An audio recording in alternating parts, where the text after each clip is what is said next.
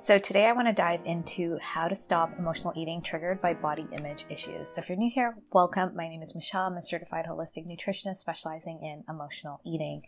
And I wanted to talk about emotional eating that's triggered by body image issues specifically because this is something that I see with clients. So when they look at their emotional eating, they might think, oh, it's my emotional eating that is, triggering me into eating more. And then I have these issues with my body. But what I find with a lot of clients is that this can be sort of mixed in. There's usually some issues with body image, as well as then we have emotional eating. And so when we have body image issues, which this pattern literally goes hand in hand with, emotional eating can be the only way we feel we can soothe ourselves or cope from that shame or not feeling good enough. And it becomes this vicious cycle that we're constantly in. We are constantly trying to stop our emotional eating so we can finally have the body we want, so we can get the acceptance. And we're in this loop because when we can't maintain maybe the diet or the exercise or get the body, we feel shame. And then we go back to food. So how do we get out of this loop? How do we stop that emotional eating that's triggered by these body image issues? So let's, of course, go back to what is emotional eating. It's a coping mechanism, and it's something we would have developed to deal with discomfort, distress, uncomfortable emotions, shame, not feeling good enough when we were younger, because our parents or caregivers didn't model to us how to be with these emotions, how to process and move through them, how to move through them on a body level and get to resolution. They might not have even been aware of what we were going through. Maybe they might have been the ones saying things that made us feel shame, because as children, we're very sensitive to our parents when we're wanting to please them because we depend on them for our survival.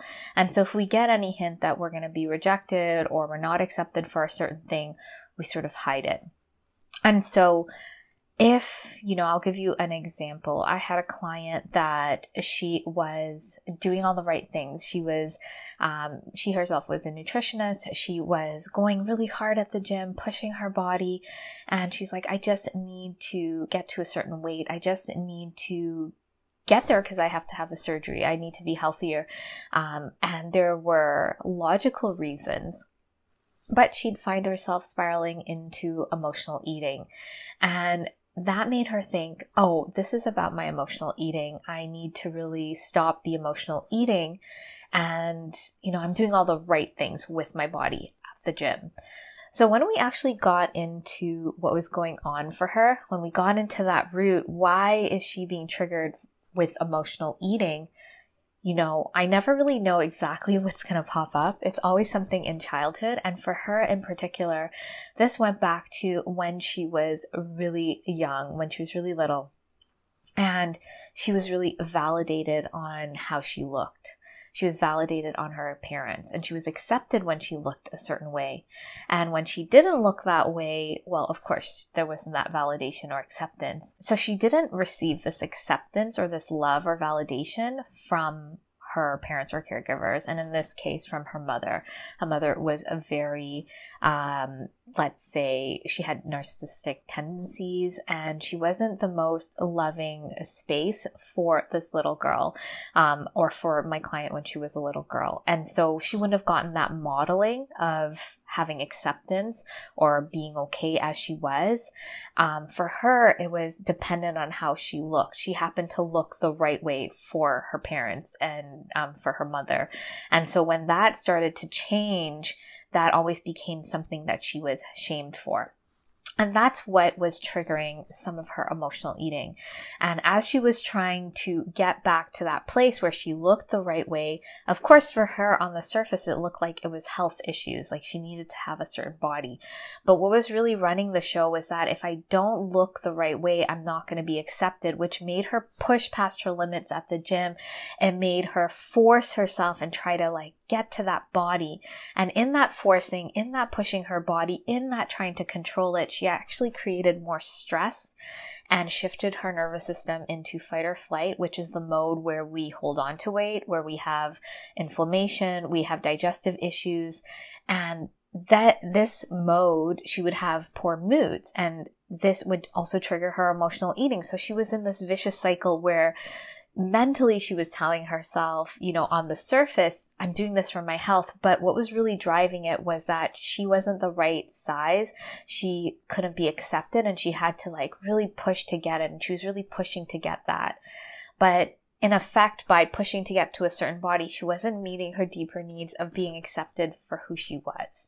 And so there's a lot there to unpack. But when we have these body image issues or emotional eating pattern, essentially, we are feeling some type of shame, discomfort, uncomfortable emotions, and it's not, on the surface, it looks like maybe we're doing all the right things, like this client going to the gym, trying to watch what she's eating, but she's still out of control with emotional eating. And when we get into the root, and how I do that with clients and teach them to do is through the body, through a somatic process with different psychotherapy tools to get into that core root of what is running the show in particular, and starting to resolve that, meet those deeper emotional needs, and gain that awareness of what's really running the show. Because if we look around our life day to day, it doesn't appear that this acceptance is the root, and we need to really go in, process, and feel through that pain and discomfort and give that younger you what you actually needed. And when you do that, what happens is that you're not searching for acceptance in the body you have. So you're not going to try to willpower and push yourself at the gym. You're going to actually do the right amount of movement for your body. And that's going to release that stress level and that cortisol.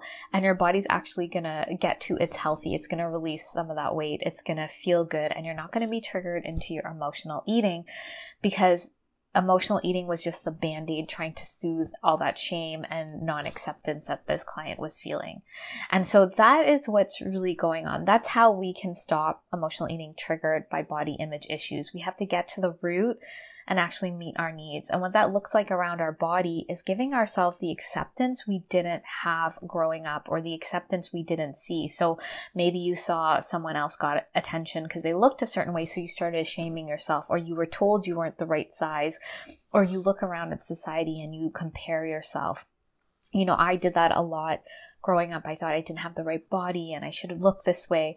And that would trigger my, feelings of not good enough and shame, and eventually, emotional eating to try to soothe myself. But I had to go into those places I didn't accept myself and start finding that acceptance, start moving through that hurt and pain that I felt, and then giving myself the acceptance that I needed. And that's what shifted the pattern. And just like my client, my body started to move to its healthy. It started to release weight that it no longer needed. I started to have better digestion, better moods, and I didn't need to, quote unquote, lose weight because I just wanted to be in that acceptance, but it led to that. And so that's the beauty of doing the deeper work. And so inside of my program, the Emotional Eating Evolution program, this is what we're doing. We are actually looking for what's triggering your emotional eating so we can do the deeper work. And so for clients, body image, body acceptance is a key phase of the program. So we're going through, how do you actually view your body? What are the things you say about your body? What are the messages consciously you're giving to your body? Or maybe you feel shame, you have family members commenting on your body. So I've had clients where their family members are commenting on their body and it's triggering them into emotional eating. We dive into there to see what are the layers and start resolving them on a body level, meeting your deeper emotional needs and processing those emotions on a body level. We're not just thinking about it or talking about it. We can talk and think about it, and that's what therapy is good for, awareness, but it's not going to give you this deeper root and resolution that you need to actually resolve your emotional eating. Because when you meet those deeper emotional needs, food can't fill that hole. So you won't want to go to food as you do this deeper work. So I hope this has made it clear how emotional eating triggered by body image issues, how you can resolve it. We really have to get to the root of that. And there's so many layers, and sometimes it's not what we think about or what we consciously think about. These memories can be lost because they were so painful. We don't want to go back to them, or we might be aware of them and we have a cognitive view of it and we just want to keep a distance because it was so painful. We have to actually get in there and process and resolve it and give ourselves what we didn't get to create a different way forward. We have to actually give ourselves what we didn't have. So that's how you get to the other side of that. And if you want a tangible way to get started on this process, I always offer my free guide called What Are You Truly Hungry For? In this guide, it's going to help you discern true from emotional hunger and start catching your triggers.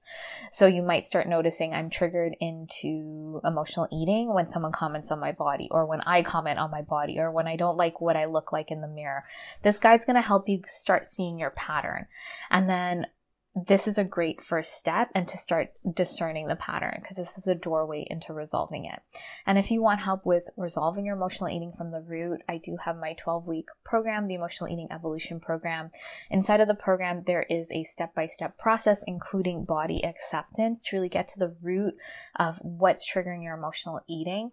There is support, there's guidance, the in-depth tools, one-to-one sessions with me to really get you to the other side of feeling at ease and confident around food and in your body in a sustainable way. So the links for that are going to be below. I just want to say thank you so much for watching. Please be sure to like and subscribe, and I look forward to sharing more with you, and I hope you have a great day.